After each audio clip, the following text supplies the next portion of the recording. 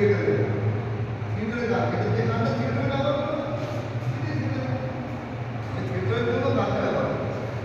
যেমন আমরা একটা জানি নরপঞ্চের যখন নাটকটি বলবো সে কিন্তু কথা বলার সম্পদ মানে কি গান হিসেবে লিখেছে, সেটাতে দেবশ্রীদার কবুল করেছিল, ওই নাটকের জন্যই গান লিখেছে।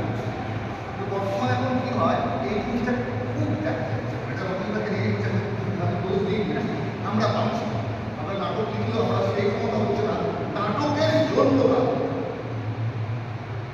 আমরা কি করছি, যখন দেখি একটা দুঃখের জায়গা একটা রবীন্দ্রসঙ্গীত একটা নজরুল একটা ওইখানে শুধু নাটকের আরেকটা করে আমার ছোটো ভাই বলেছে থিয়েটারে গান নিয়ে ভীষণ ভালো কাজ করে, খুব ভালো গায়। এবং এইখানে থিয়েটারে